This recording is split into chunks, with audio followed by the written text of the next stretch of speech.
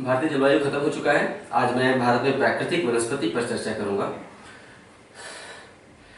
प्राकृतिक वनस्पति रटने वाली वस्तु नहीं है कि भारत के कौन से राज्य में कौन से वन पाए जाते हैं, किस लकड़ी का क्या महत्व है, कितना रटेंगे कि इस राज्य में ये वन पाए जाते हैं, इस लकड़ी का ये महत्व है।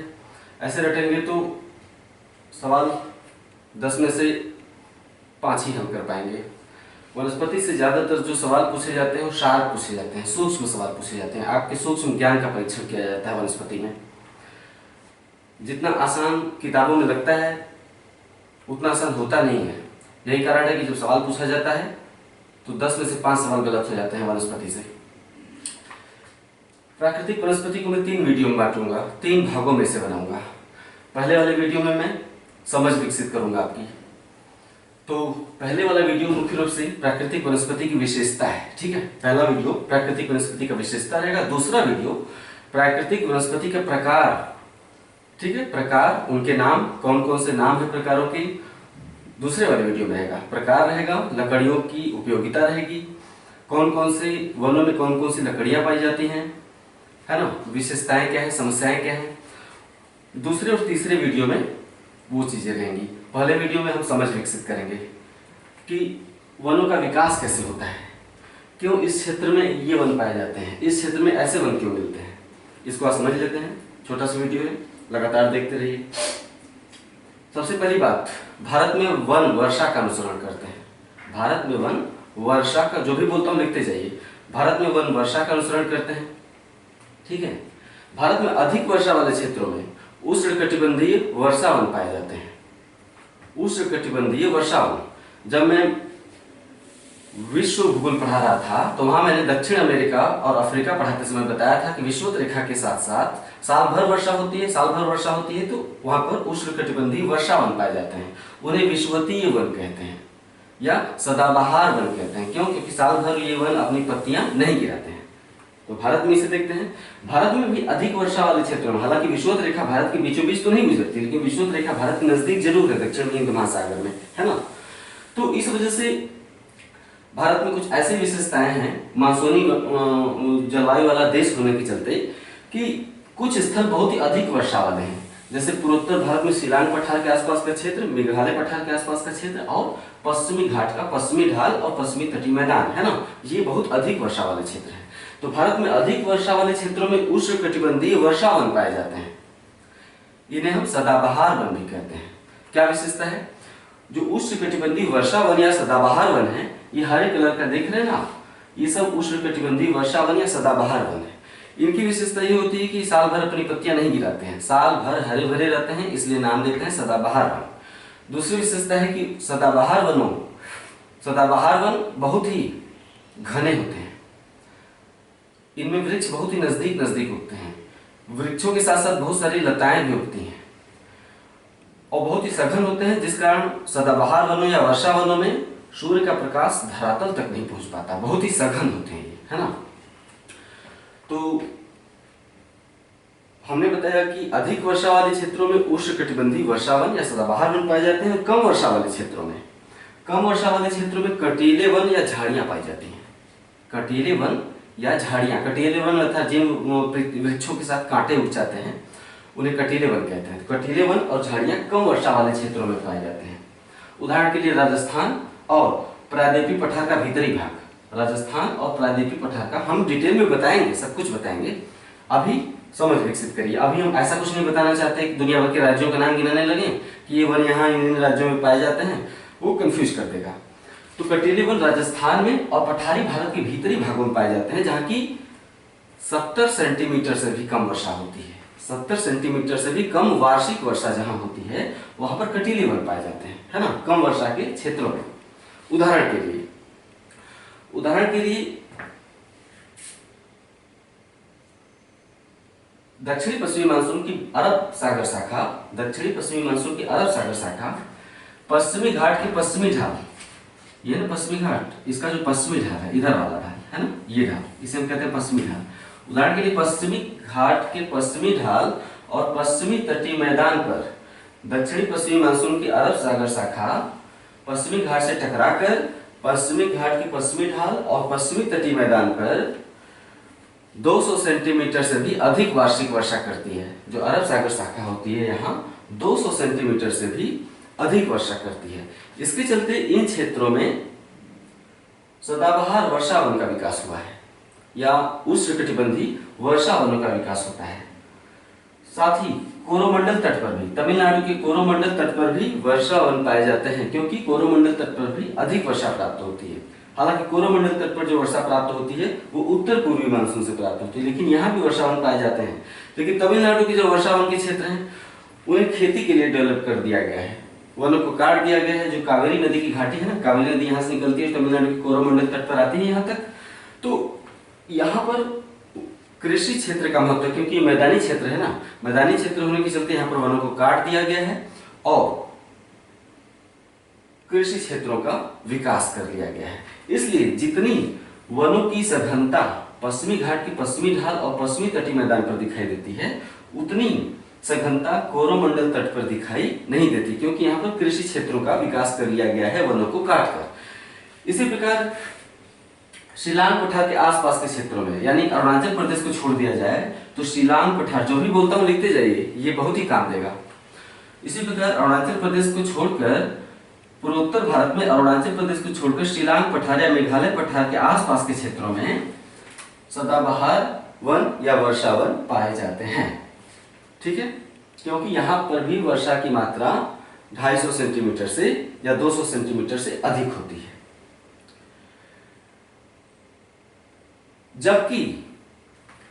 जबकि पश्चिमी घाट की पूर्वी ढाल पर, पश्चिमी घाट के पश्चिमी ढाल और पश्चिमी तटीय मैदान पर तो वर्षा वन पाए जाते हैं, जबकि पश्चिमी घाट की पूर्वी ढाल पर पठारी भारत के भीतरी क्षेत्रों में, पठारी भारत के भीतरी क्षेत्रों में कटीले वन और झाड़ियां पाई जाती हैं, क्योंकि यहाँ 70 सेंटीमीटर से भी कम वार्षिक वर्षा होती है। ऐसा इसलिए क्योंकि पश्चिमी घाट की पूर्वी ढाल पर वरिष्ठ छाया प्रदेश का विकास हुआ है। मानसूनी पवनें पश्चिमी घाट की पश्चिमी ढाल पर तो खूब वर्षा करती हैं, लेकिन जैसे ही पश्चिमी घाट को पार करके पूरब की ओर उतरती हैं पूर्वी ढाल पर, वर्षा की मात्रा अचानक से घट जाती है और वरिष्ठ छाया प्रदेश का विकास हुआ है। इस वरिष्ठ छाया प्रदेश में महाराष्ट्र के विदर्भ क्षेत्र, तेलंगाना, कर्नाटक और आंध्र प्रदेश के क्षेत्रों में कटीले वन और झाड़ियां उगती हैं। क्यों? क्योंकि जल पर्याप्त नहीं है। ठीक है, नेक्स्ट पॉइंट समझने वाला, लिखते जाइए। वनस्पतियों की एक बहुत ही महत्वपूर्ण विशेषता होती है, वनस्पतियों का एक बहुत ही महत्वपूर्ण गुण होता है कि वनस्पतियां स्वयं को पर्यावरण की दशाओं और जल की उपलब्धता के आधार पर स्वयं को ढाल लेती हैं। जो वृक्ष होते हैं उनका एक महत्वपूर्ण गुण है कि वो पर्यावरण की दशाओं और जल की उपलब्धता के आधार पर स्वयं को ढाल लेते हैं। और ये गुण 1-2 सालों में डेवलप नहीं हुआ है, करोड़ों सालों में डेवलप हुआ है।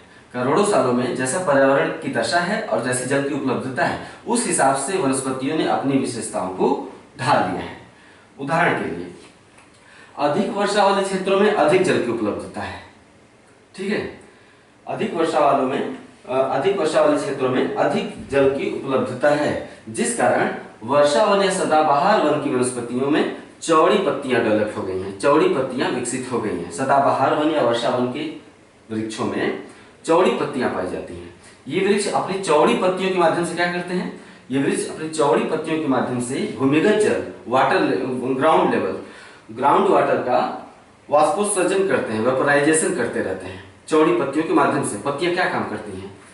भूमिगत जल जो कि पेड़ों में आता है उसका पत्तियों के माध्यम से वाष्पोत्सर्जन होता है। तो वही मैंने बताया कि ये वृक्ष अपनी चौड़ी पत्तियों के माध्यम से ग्राउंड लेवल वाटर का वाष्पोत्सर्जन करते रहते हैं हमेशा, और इस प्रकार पर्यावरण में नमी की मात्रा बनाए रखते हैं, है ना। जहां वन ज्यादा होंगे, सदाबहार या चौड़ी पत्ती वाले वन, वहां पर हवा में, वायुमंडल में नमी की मात्रा बहुत ज्यादा होती है। यही कारण है कि जहां पर वन है वहां पर वर्षा अधिक होगी। क्यों? क्योंकि वायुमंडल में नमी की मात्रा अधिक होती है।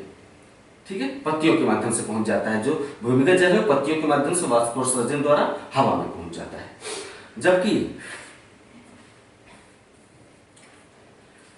जबकि कम वर्षा वाले क्षेत्रों में, जैसे पश्चिमी भारत, पंजाब, राजस्थान, गुजरात, ये पश्चिमी भारत है। जबकि कम वर्षा वाले क्षेत्रों में जैसे पश्चिमी भारत में और पठारी भारत के भीतरी भागों में वनस्पतियों ने स्वयं को बचाने के लिए, अपने को जीवित रखने के लिए अपने पत्तियों को कांटों में तब्दील कर दिया है। कम वर्षा वाले क्षेत्रों में वनस्पतियों ने जीवित रखने के लिए, स्वयं को बचाने के लिए अपनी पत्तियों को कांटों में तब्दील कर दिया है, ताकि वाष्पोत्सर्जन कम हो। भाई कम है, यहाँ पे पानी कम है तो वाष्पोत्सर्जन कम हो और वे जीवित रख सकें। अगर वाष्पोत्सर्जन एक तो ज्यादा होगा, कम वर्षा वाले क्षेत्रों में अगर वनस्पतियां ज्यादा वाष्पोत्सर्जन करेंगी तो सूख जाएंगी, बच नहीं पाएंगी, है ना। वनस्पतियां सूख न जाएं, इसके लिए इन्होंने अपने पत्तियों को कांटों में तब्दील कर दिया है। कांटे क्या है, वाष्पोत्सर्जन नहीं करते। आप क्या समझे इससे कि कांटे वास्तव में पत्तियों का ही दूसरा रूप है। कांटे पत्तियों का ही दूसरा रूप होते हैं, ठीक है।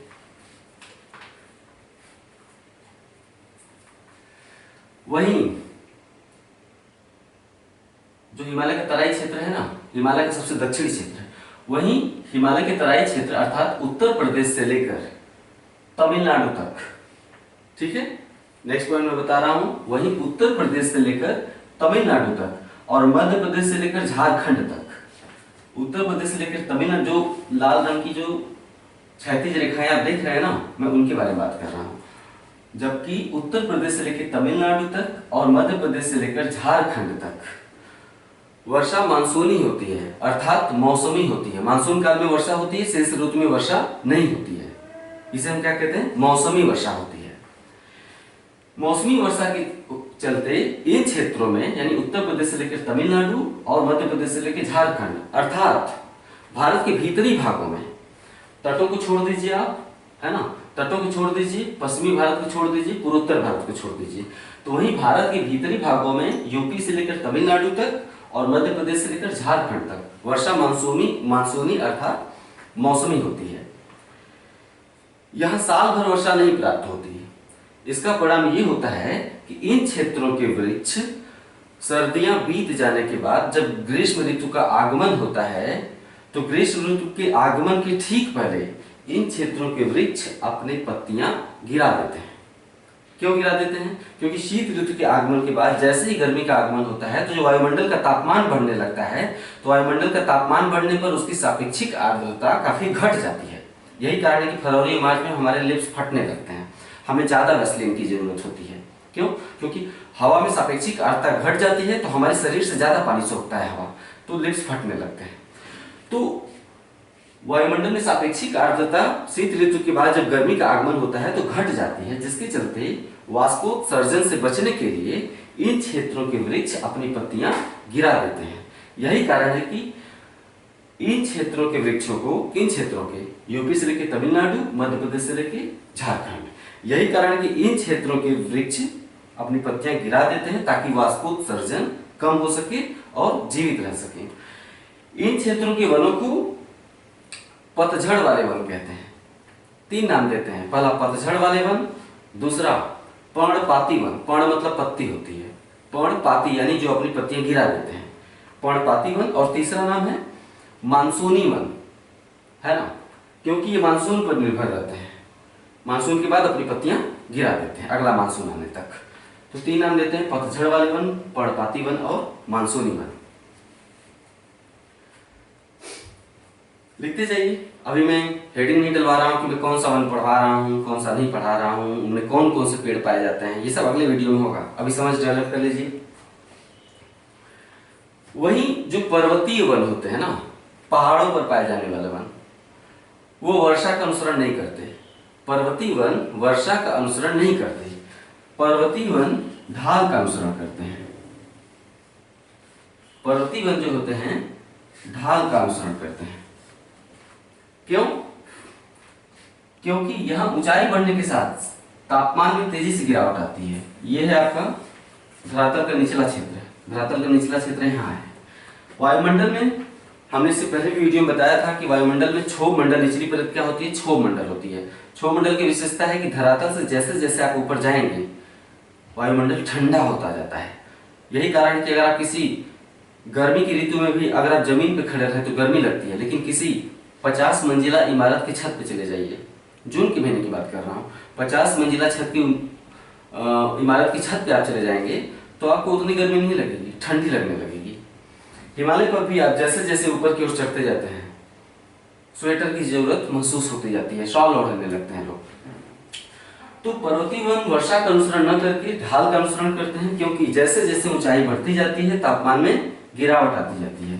जैसे यहाँ पे है, मान लेते हैं 30 डिग्री सेल्सियस, है ना, तो यहाँ पे हो जाएगा आपका 25 डिग्री सेल्सियस, यहाँ पे हो जाएगा 15 डिग्री सेल्सियस, फिर हो जाएगा आपका 10 डिग्री सेल्सियस, और ऊपर जाएंगे तो 0 डिग्री सेल्सियस।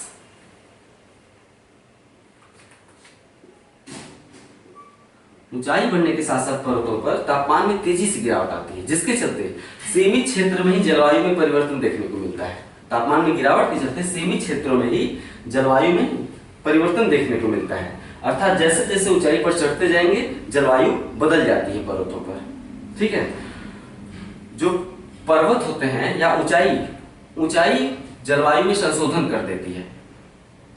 एक ही क्षेत्र पर अगर उष्णकटिबंधीय जलवायु है, लेकिन उसी उष्णकटिबंधीय जलवायु वाले क्षेत्र में अगर कोई पर्वत उठा हुआ है, उष्णकटिबंधीय जलवायु वाले क्षेत्र में अगर कोई पर्वत उठा हुआ है तो मैदानी क्षेत्रों में उष्णकटिबंधीय जलवायु पाई जाएगी, लेकिन जो पर्वत का शिखर है वहां पर ध्रुवीय जलवायु भी पाई जा सकती है। उसी जगह पर जहां पर की बहुत ज्यादा गर्मी पड़ रही है, उष्णकटिबंधीय जलवायु, विषुवत रेखा के आसपास उष्णकटिबंधीय जलवायु पाई जाती है ना। अगर विषुवत रेखा पर कोई पर्वत है तो विषुवत रेखा पर स्थित उस पर्वत के शिखर पर ध्रुवीय जलवायु पाई जाएगी। ठीक है, यानी उसका शिखर हिमाच्छादित रहेगा, बर्फ से ढका रहेगा, ग्लेशियर भी पाया जा सकता है। तो जो ऊंचाई होती है वो जलवायु में संशोधन ला देती है। उदाहरण के लिए अफ्रीका में केन्या में एक माउंट केन्या है ना।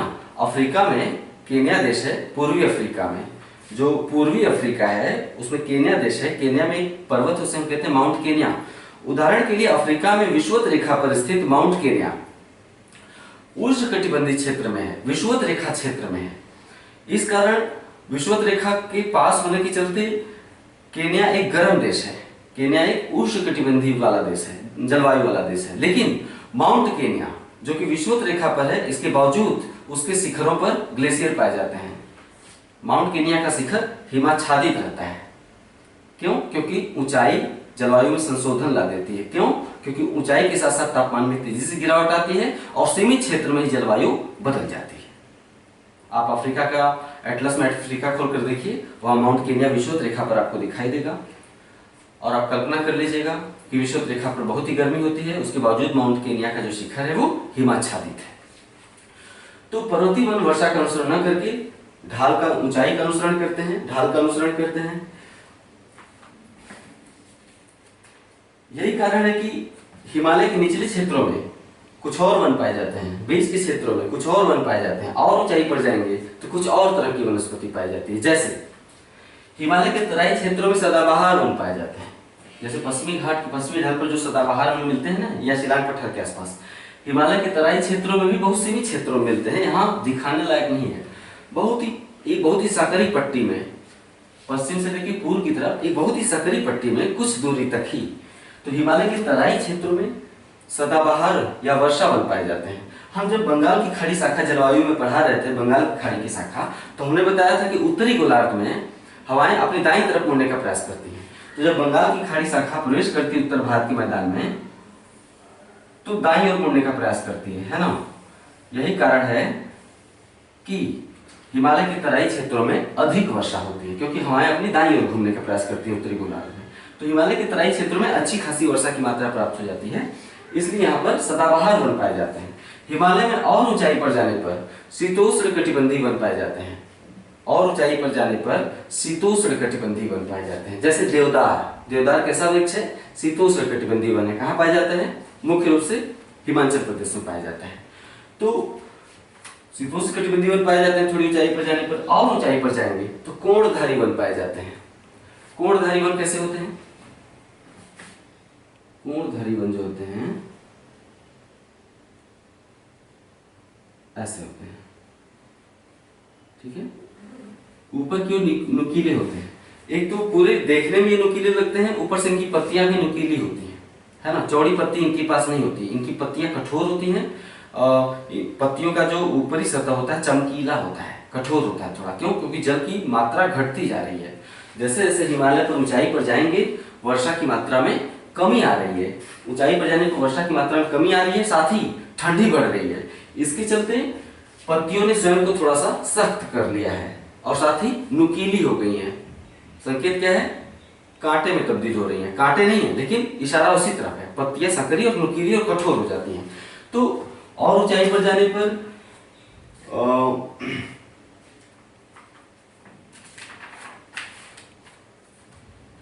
कोणधारी वन मिलते हैं। उसी को मैंने कहा, कोणधारी वन मिलते हैं। और ऊंचाई पर अगर आप जाएंगे तो टुंड्रा वनस्पति मिलती है, उसे हम अल्पाइन वनस्पति भी कहते हैं। हिमालय में और ऊंचाई पर जाने पर टुंड्रा वनस्पति या अल्पाइन वनस्पति पाई जाती है।